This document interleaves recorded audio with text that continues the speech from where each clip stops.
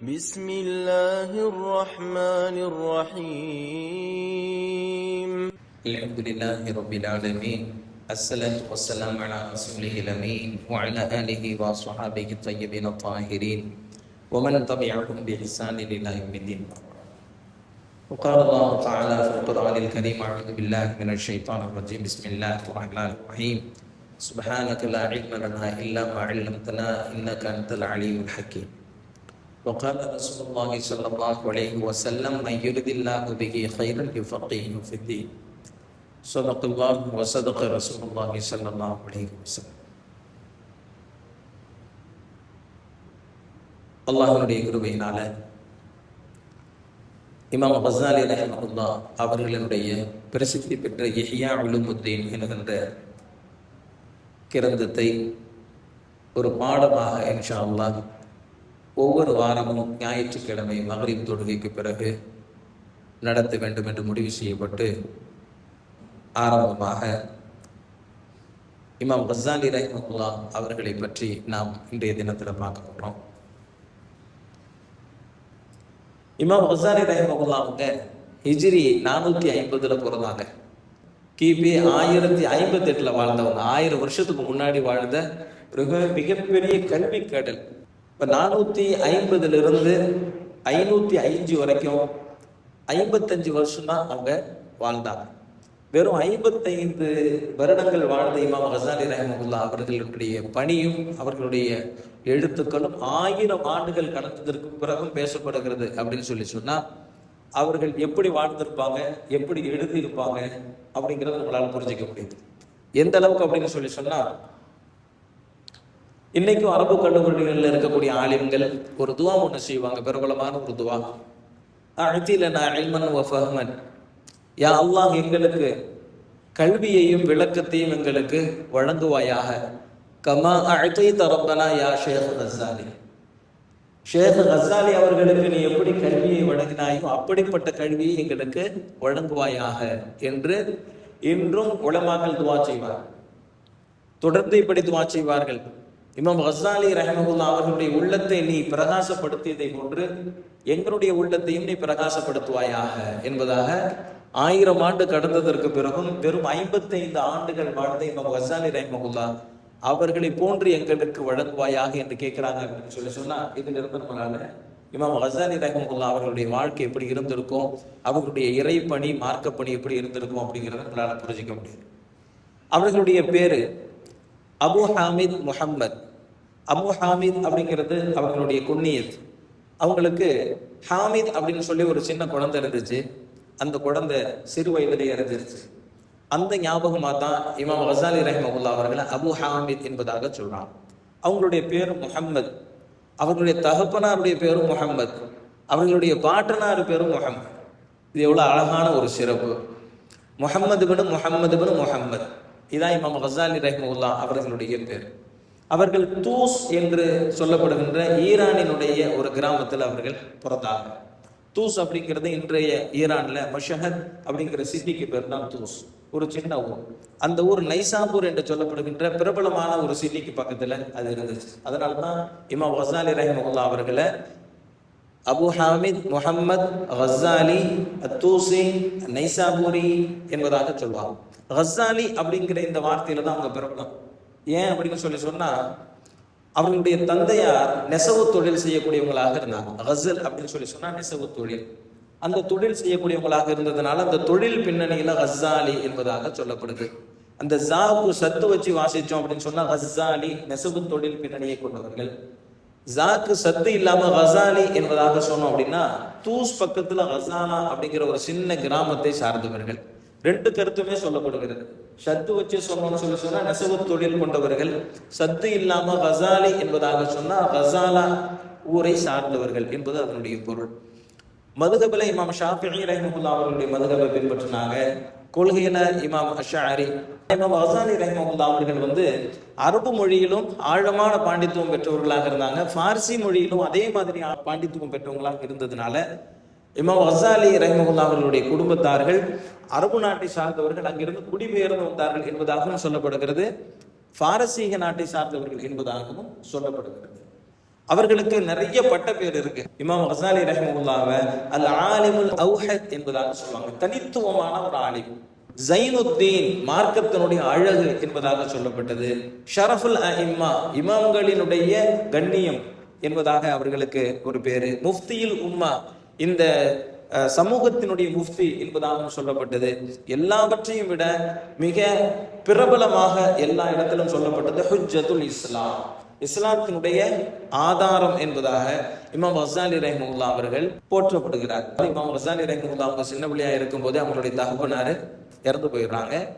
அவங்க ஒரு பெரிய சூஃபி. எந்த அளவுக்கு அப்படின்னு சொன்னா, தானே ஹலாலான முறையில் சம்பாரிச்சு தன்னுடைய கருத்துல இருக்கிறதுல தான் சாப்பிடுவாங்களே தவிர வேறவங்கள்ட்ட இருந்து என்ன செய்ய மாட்டாங்க, சாப்பிட மாட்டாங்க. அவங்க தொடர்ந்து தன்னுடைய மகனுக்காக இப்படி துவா செஞ்சுக்கிட்டு வந்தாங்களாம். என்ன துவா அப்படின்னு சொன்னா, யா அல்லாஹ், என்னுடைய மகனை மிகப்பெரிய ஃபகீஹாக ஆக்கு, சட்ட வல்லுநராக ஆக்கு அப்படின்னு சொல்லி அவங்க துவா செஞ்சுக்கிட்டே வந்தாங்களாம். சாப்பிடுறது பூரா தூய்மையான உணவு, பரிசுத்தமான வாழ்க்கை. அவர்களுடைய துவாவை அல்லாஹ் கபூல் செய்யாம வருவானா? அல்லாஹ் ஜல்ல ஷானுஹு தஆலா கபூல் செஞ்சான். ஆனா இமாம் கசாலி ரஹ்மத்துல்லாஹி அவங்க சின்ன பிள்ளையா இருக்கும் போதே அவங்க மூத்தா போயிட்டான். அப்போ மூத்தா போறதுக்கு முன்னாடி என்ன பண்றாங்க அப்படின்னு சொன்னா, தன்னுடைய நண்பர், அவரும் ஒரு சூஃபி, அவங்கள கூப்பிட்டு சொல்றாங்க, இந்த மாதிரி நான் மூத்தா போயிட்டா என்னுடைய 2 மகன்களை நல்லபடியாக அவர்களை வளர்த்து அவர்களுக்கு கல்வி ஒழுக்கம் போதித்து அவர்களை சிறந்த மனிதராக ஆக்கக்கூடிய பொறுப்பு உங்களுக்கு அப்படின்னு சொல்லி அந்த பொறுப்பை ஒப்படைச்சிட்டு தான்கிட்ட இருந்த காசு பணம் எல்லாத்தையும் அவர்களுடைய கல்விக்காக வேண்டி செலவு பண்ணுங்க அப்படின்னு சொல்லி கொடுத்துட்டு அவங்க வஃபாத் ஆகிடுறாங்க. 2 மகனுங்க தான். கசாலி ரஹ்மத்துல்லாஹி அவங்களுடைய பேரு முஹம்மத், அவருடைய சகோதரர் அஹமத். 2 பேர் தான், முஹம்மத் அஹமத். இமாம் கசாலி ரஹ்மத்துல்லாஹி அவர்களை பத்தி நம்ம பார்க்க போறோம். இமாம் அஹமத் இருக்காங்க இல்லையா, அவங்களும் மிகச்சிறந்த பேச்சாளராக இருந்தாங்க. எந்த அளவுக்கு அப்படின்னு சொன்னா, அவர்கள் பேசினாங்க அப்படின்னு சொன்னா மக்களுடைய உள்ளத்துல மிகப்பெரிய தாக்கத்தை ஏற்படுத்திடும். அந்த அளவிற்கு தாக்கத்தோடு பேசக்கூடிய ஒரு தனித்துவம் வாய்ந்தவர்களாக இமாம் கசாலி ரஹ்மத்துல்லாஹி அவர்களுடைய சகோதரர் அஹமத் அவங்க இருந்தாங்க. 2 பேரையும் சின்ன வயசுல அடிப்படை கல்வி எழுத படிக்கலாம் கற்றுக் கொடுத்துட்டாங்க. அதுக்காக வேண்டி அவங்க தந்தையார் கொடுத்திருந்த காசு பணத்தையும் செலவு பண்ணி அவங்கள நல்லபடியா படிக்க வச்சாங்க. அதுக்கு பிறகு காசெல்லாம் தீர்ந்து போச்சு. தீர்ந்து போனவொன்னா சொன்னாங்க, இன்னி அன்ஃபக்கத்து லக்குமா மா கான லக்குமா, உங்களுடைய தந்தையார் என்னெல்லாம் கொடுத்துட்டு போனாங்களோ அதெல்லாம் செலவாயிருச்சு, இதுக்கு மேல செலவு கொடுத்துட்டு காசு, அதனால நீங்க ஒரு மதரசால போய் ஜாயின் பண்ணிருங்க அப்படின்னு சொல்லி அனுப்பிடுறாங்க. அப்ப இமாம் கசாலி ரஹ்மத்துல்லாஹி அவங்கள மதரசாவுக்கு போப்பான்னு சொல்லும் போது என்ன சொல்றாங்க, கல்வியும் கிடைச்சிரும் சாப்பாடும் கிடைச்சிரும், போயிட்டு வாப்பா அப்படின்னு சொல்லி அனுப்புறாங்க. இமாம் கசாலி ரஹ்மத்துல்லாஹி அவங்க சொல்றாங்க, தலபுனல் இல்ம லிகைரில்லாஹி, நாங்க மதரசாவுக்கு அல்லாஹ்காக வேண்டிலாம் வரல. ஃபஅபா அன் யகூனல் இல்மு இல்லா லில்லாஹி, ஆனால் இந்த கல்வி இருக்கிறதே இது அல்லாஹ்விற்காக இருக்கக்கூடியவர்களுக்கு மட்டும்தான் தன்னை தரும், இல்லாட்டி தராது. உள்ள வர்ற வரைக்கும் சாப்பாடுக்காண்டி தான் வந்தோம், அல்லாஹ்காக வரல. ஆனா உள்ள வந்ததுக்கு அப்புறம் அந்த கல்வி இருக்குது, அது அல்லாஹ்விற்காக வந்தவர்களுக்கு தான் தன்னை தரும். அப்ப உள்ள வந்ததுக்கு பிறகு நாங்க அல்லாஹ்வுக்காக மாறிடும். தூஸ் அப்படிங்கிற ஊர்லயே ஒரு சின்ன மதரசால 2 பேரும் ஜாயின் பண்ணி ஓத ஆரம்பிக்கிறாங்க. கொஞ்ச நாள்ல என்னெல்லாம் கத்துக்கணுமோ அந்த அடிப்படையை கத்துக்கிட்டு பக்கத்துல ஜுர்ஜான் அப்படின்னு இருக்கக்கூடிய இன்னொரு சிட்டி, அங்க நிறைய ஆலிம்கள் இருக்கிறாங்க. அதனால அங்க போப்பாங்க. அங்க போனாக்க இன்னும் கொஞ்சம் கல்வியை கத்துக்கலாம் அப்படின்னு சொல்லி இமாம் கசாலி ரஹ்மத்துல்லாஹி அவங்க ஜுர்ஜான் போறாங்க. ஜுர்ஜான்ல தான் அவங்க அரபு மொழியை ரொம்ப ஆழமாக கற்றுக்கிறாங்க. ஜுர்ஜான்ல நிறைய ஆலிம்கள் இருந்தாங்க. அங்க இருந்து கல்வியை கற்றுக்கொண்டாங்க. 20 வயசு வரைக்கும் ஜுர்ஜான்ல தான் இருந்தாங்க. அங்க படிச்ச கல்விகள் எல்லாம் கிதாப்ல எழுதி மூட்டை கட்டிக்கிட்டு அங்க இருந்து திரும்ப சொந்த ஊருக்கு தூஸ்க்கு வராங்க. 20 வயசுல ஒரு கூட்டத்தோட சேர்ந்துதான் வராங்க. வர வழியில ஒரு இடத்துல தங்குனாங்க. கொள்ளை கூட்டம் வந்துச்சு. இருந்த பொருட்கள் எல்லாத்தையும் கொள்ளை அடிச்சு கொண்டு போயிட்டாங்க. அதுல இமாம் கசாலி ரஹ்மத்துல்லாஹி அவங்க ஜுர்ஜான்ல எழுதி வச்சிருந்த கிதாபுகள், அந்த அவுராக் என்று சொல்லப்படக்கூடிய அந்த மாநில அந்த காலத்துல இருந்த அந்த கிதாபினுடைய அமைப்புல இருந்த அந்த நோட்டு புத்தகங்கள் எல்லாத்தையும் ஒரு மூட்டையில கட்டி கொண்டு வந்திருந்தாங்க. அந்த மூட்டையையும் சேர்த்து கொண்டு போறாங்க. கொண்டு போகும்போது இமாம் கசாலி ரஹ்மத்துல்லாஹி அவங்க மட்டும் பின்னாடியே ஓடுறாங்க. பின்னாடி திரும்பி பார்த்தா இவங்க மட்டும் உடையாந்துகிட்டே இருக்கிறாங்க. கொள்ளை கூட்டத்தினுடைய தலைவன் எல்லாம் நிற்பாடுங்க, எல்லாம் நில்லுங்க, எல்லாம் நின்றாச்சு. தூரத்துல வரும்போது ஏப்பா எங்க வர்ற அப்படின்னு சொல்லி கேட்கிறாங்க. இருச்சி ஒய்ஹக் இல்ல அஹ்ல, நீ வந்தேன்னு சொல்லி சொன்னா கொன்றுவேன், நீ போயிடு மரியாதையா அப்படின்னு சொல்லி சொல்றாங்க. உடனே இமாம் கசாலி ரஹ்மத்துல்லாஹி அவங்க திரும்ப போற மாதிரி இல்ல, திரும்பவும் முன்னாடியே வர்றாங்க. வந்த உடனே என்ன வேணும், எதுக்காக வேண்டி வர்ற அப்படின்னு கேட்கிறாங்க. இப்போ இமாம் கசாலி ரஹ்மத்துல்லாஹி அவங்க சொல்றாங்க, என்னுடைய ஒரு பொருள் உங்கள்கிட்ட இருக்குது, அந்த பொருள் இருக்குதே அது எனக்கு யூஸ் ஆகும், ஆனா உங்களுக்கு யூஸ் ஆகாது. அதனால அதை மட்டும் கொடுத்துருங்க. மற்றபடி கொள்ளையடிச்ச ஜாமான்களா இருக்கு, காசு பணம் அரிசி பருப்பு என்னெல்லாம் இருக்குதோ அதெல்லாம் கொள்ளையடிச்சு கொண்டு போனது பரவாயில்ல. ஆனா இந்த பொருளை பொறுத்த வரைக்கும் இது உங்களுக்கு எந்த வகையிலும் யூஸ் ஆகாது, எனக்கு தான் யூஸ் ஆகும், அதை கொடுத்துருங்க அப்படின்னு சொல்லி இமாம் கஸாலி ரஹிமஹுல்லாஹ் சொல்றாங்க. சொன்ன உடனே அப்படி என்ன பொருள் அப்படின்னு கேட்கும்போது அவங்க சொல்றாங்க, நான் ஜுர்ஜான்ல ஓதி முடிச்ச ஒரு மாணவன், நான் எழுதின நோட்டு புத்தகங்கள் எல்லாமே அந்த மூட்டையில இருக்குது, அந்த மூட்டையை மட்டும் கொடுத்துருங்க அப்படின்னு சொல்லி சொல்றான்.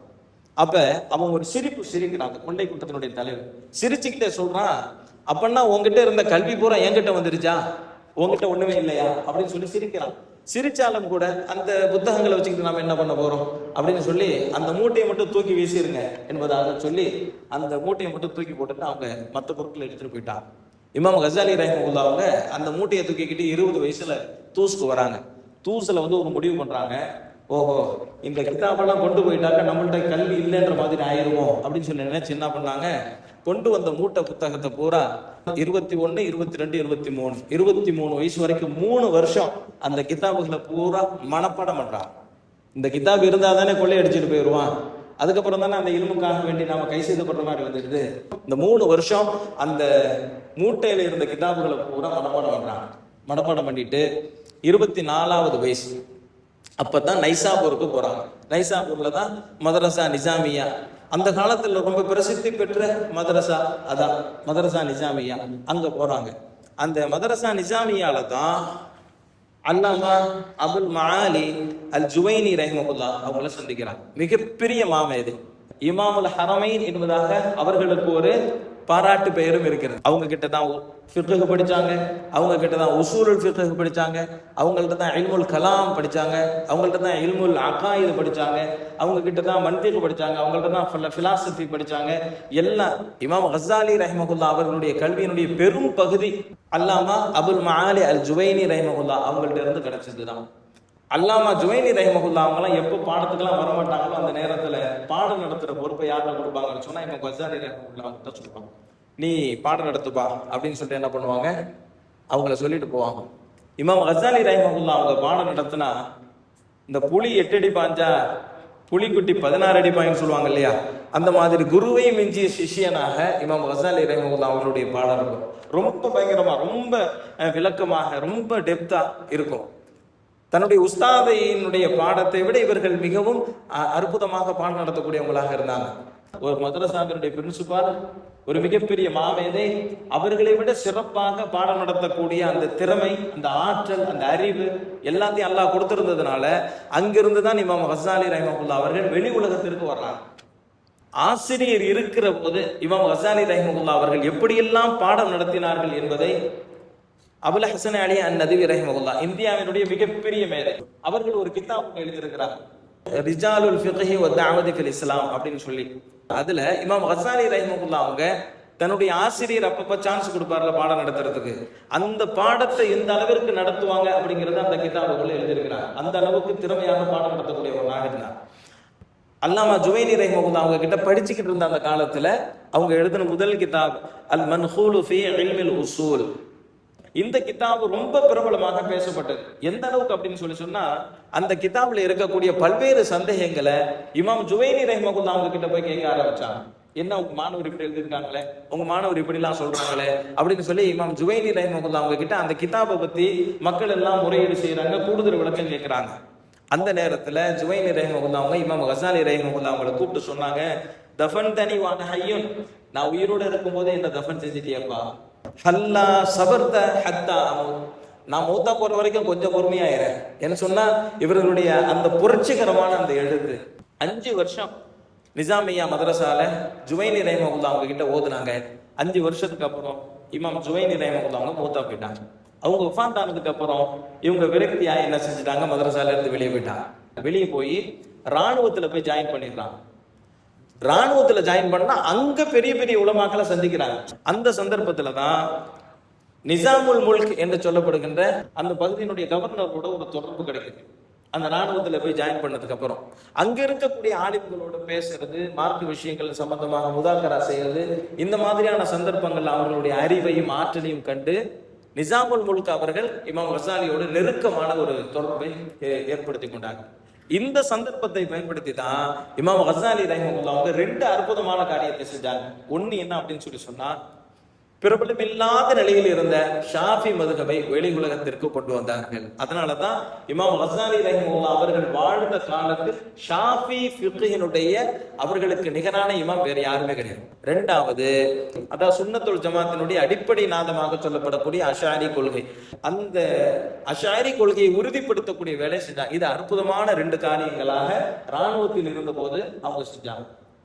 இவர்களுடைய அந்த அபாரமான அறிவாற்றலை பார்த்த நிஜாமுல் முல்க் வற்புறுத்தி என்ன பண்றாங்க அப்படின்னு சொன்னா, நீங்க இங்க இருக்கிற ஆளு கிடையாது, நீங்க மதரசால மாணவர்களுக்கு பாடம் நடத்த வேண்டிய பொறுப்புக்கு தான் நீங்க தகுதியான ஆள் அப்படின்னு சொல்லி திரும்ப என்ன பண்ணிடுறாங்க, அதே மதரசா நிஜாமியான எங்க அல்லாமா ஜுவைனி ரஹிமஹுல்லாஹ் அவங்க கிட்ட பாடத்தை படிச்சாங்களோ அதே மதரசால உஸ்தாதாக 34 வயசுல வராங்க.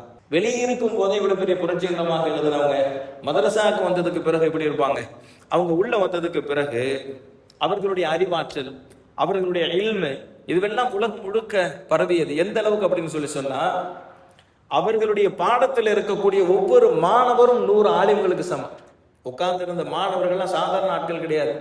பக்தாதினுடைய தெருக்களிலே பல நாடுகளை சார்ந்த ஒட்டகங்களும் குதிரைகளும் கட்டப்பட்டு இருந்தது.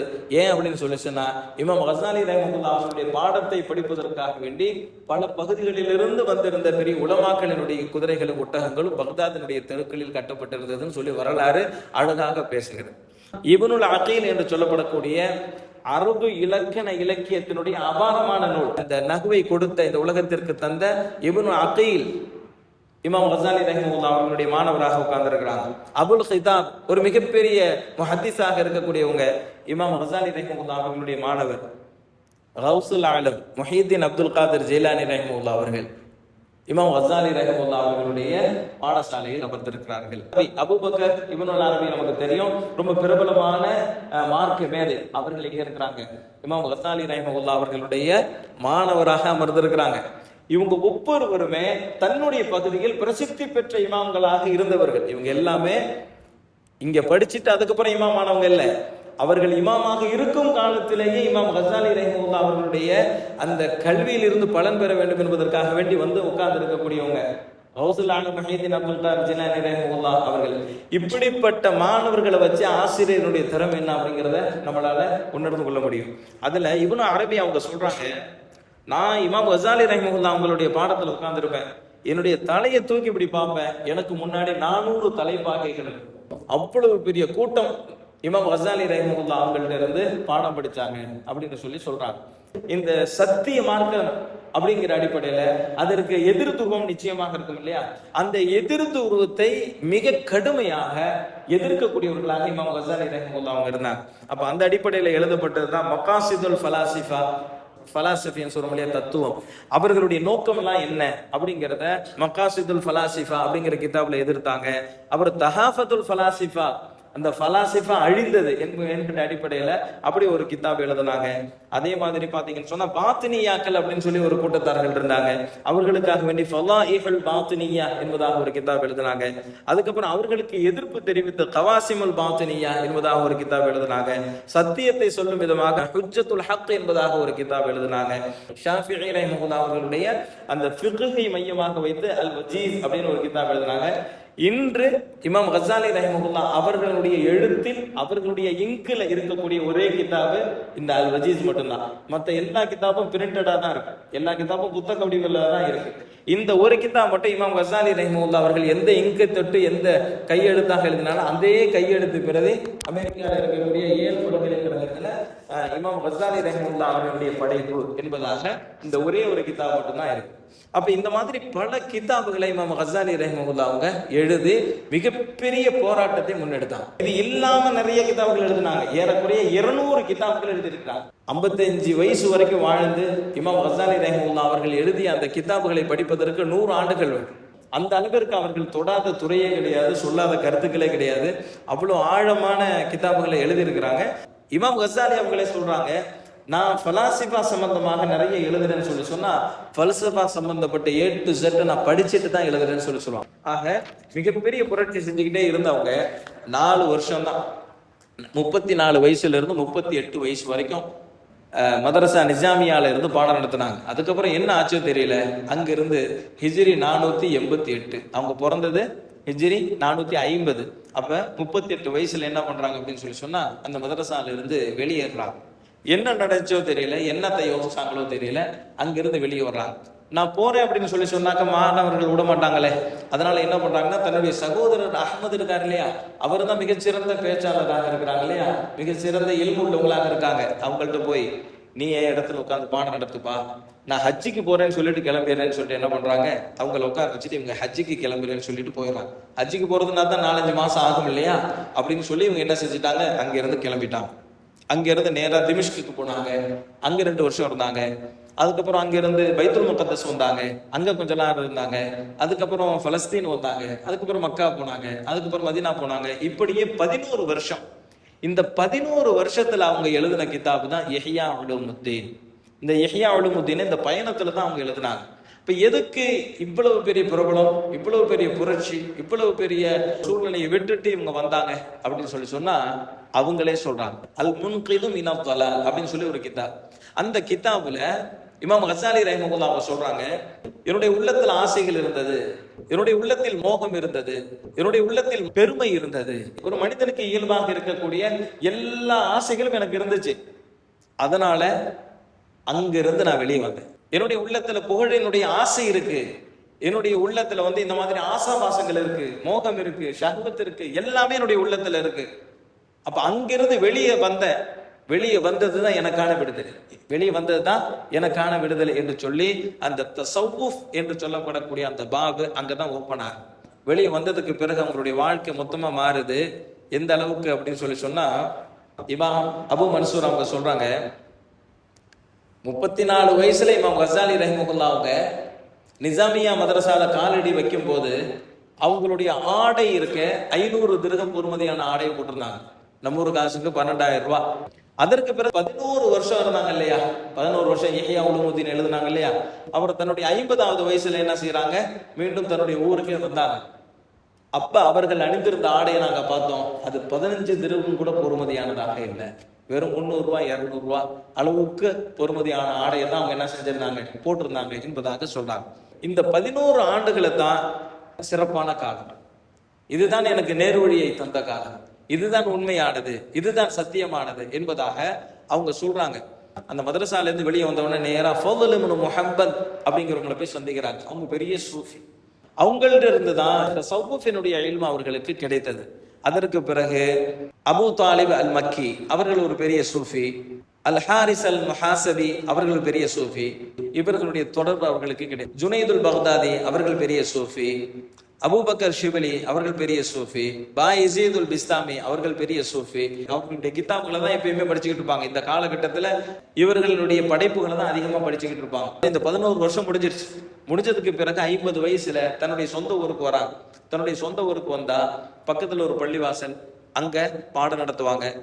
ஒரு சான்கா ஒண்ணு திக்ரு திலாவத்துல ஈடுபடுறதுக்காக வேண்டி அங்க ஆன்மீக பயிற்சி அளிப்பாங்க. இதுதான் கடைசி 5 வருஷம், 50 வயசுல இருந்து 55 வயசு வரைக்கும் அவர்களுடைய காலம் என்பது அப்படிதான் போனுச்சு. அவர்கள் அல் முன்கிது மினத் தலால் என்கின்ற அந்த கிதாபுல சொல்றாங்க, இன்னி அலிம்து யகீனன், நான் ஒரு விஷயத்தை உறுதியாக நான் அறிந்து கொண்டேன், அன்ன சூஃபியத்துஹும் ஸாலிகூன ஃபில்லாஹ், அந்த சூஃபிமார்கள் இருக்காங்கல்ல அவர்கள் தான் உண்மையிலேயே அல்லாஹ்வினுடைய பாதையில் இருக்கிறார்கள். வஅன்ன சியரஹும் அஹ்ஸனு சியர், அவர்களுடைய வழிமுறைதான் அழகிய வழிமுறை. வஅன்ன சியரஹும் அஹ்ஸனு சியர், அவர்களுடைய வழிமுறைதான் அழகிய வழிமுறை. வதரீகதஹும் அஸ்வது தரீக், அவர்களுடைய பாதைதான் நேரான பாதை, அவர்களுடைய பாதைதான் நேரான பாதை. வஅக்லாகஹும் அஸ்கல் அக்லாக், அவர்களுடைய குணாதிசயங்கள் தான் பரிசுத்தமான குணாதிசயம் என்பதாக இமாம் கசாலி ரஹிமஹுல்லாஹ் அவங்க சொல்றாங்க. அதுக்கு பிறகு உயர்ந்த ஆடையை விட்டுட்டாங்க, உயர்ந்த வாகனத்தை விட்டுட்டாங்க, ஆசாபாசங்களை விட்டுட்டாங்க, அல்லாஹ் அல்லாஹ் என்கின்ற ஒரு நிலைக்கு அவங்க வந்துட்டாங்க. இதுதான் சரி என்பதாக புகழினுடைய உச்சத்தை அடைந்த இமாம் கசாலி ரஹிமஹுல்லாஹ் அவர்கள் அவைகள் அனைத்தையும் துறந்து விட்டு அவர்கள் இப்படி ஒரு நிலைக்கு அவர்கள் நம்மை விட்டு ஹிஜ்ரி 505 தன்னுடைய 55வது வயதில் அவர்கள் இந்த உலகத்தை விட்டு மறைந்தார்கள். தஸவ்வுஃப் அப்படிங்கிறதுனா என்ன? மனித படைப்பில் அல்லாஹ் ஜல்ல ஷானஹு தஆலா மனிதனுடைய உள்ளத்தில் ஒரு விருப்பத்தை வைத்து படைத்திருக்கிறான், ஆசை. அப்ப மனிதன் ஆசைப்படுவான், விருப்பப்படுவான். எதையெல்லாம் ஆசைப்படுவான், எதையெல்லாம் விருப்பப்படுவான் அப்படின்னு சொன்னா, எதுவெல்லாம் தனக்கு சுகத்தை தருமோ, தனக்கு கம்ஃபர்டாக இருக்குமோ அதையெல்லாம் அவன் ஆசைப்படுவான். இந்த எல்லா ஆசைகளையும் ஒருமுகப்படுத்தி இறைவனின் மீதான ஆசையாக மஹப்பத்தாக மாற்றுவதுதான் தசவ்வுஃப். அவ்வளவுதான். எனக்கு கார் பிடிக்கும், ஏசி பிடிக்கும், வீடு பிடிக்கும், நல்ல ஆடை பிடிக்கும், உயர்ந்த செல்போன் பிடிக்கும், இந்த மாதிரி இதுவெல்லாம் பிடிக்கும் இல்லையா? இந்த விருப்பத்தை ஒருமுகப்படுத்தி ஆசைகளையும் மஹப்பத்தையும் அல்லாஹ்வின் பக்கமாக மடைமாற்றம் செய்வதுதான் தசவ்வுஃப். அப்போ எல்லா விருப்பமுமே அல்லாஹ்னு ஆயிடும். அவர்களுக்கு ஆடை பெருசா தெரியாது, வாகனம் பெருசா தெரியாது, வீடு பெருசா தெரியாது, தங்க நகைகள் பெருசா தெரியாது, உலகத்தினுடைய ஆசை வாசைகள் எதுவுமே பெருசா தெரியாது. அவர்களுக்கு பெருசா எல்லாமே A to Z எதுதான்? அல்லாஹ் அல்லாஹ் அல்லாஹ் என்று இருப்பார்கள். அதிலேயே அவர்கள் இன்பம் காண்பார்கள். அதையே அவர்கள் தனக்கு உகந்ததாக நினைப்பாங்க. வேறு எதுலையுமே அவர்களுக்கு இன்பம் கிடைக்காது. இன்பம் கிடைக்கிறது பூரா எதுலதான்? அல்லாஹ்ல மட்டும்தான் கிடைக்கும். அதைத்தான் இமாம் கஸாலி ரஹ்மத்துல்லாஹி அலைஹி சொல்றாங்க. புகழினுடைய உச்சத்திற்கு போனாங்க, மக்கள் பாராட்டினாங்க, ஆயிரக்கணக்கான மாணவர்களுக்கு மார்க்கத்தை போதித்தார்கள்.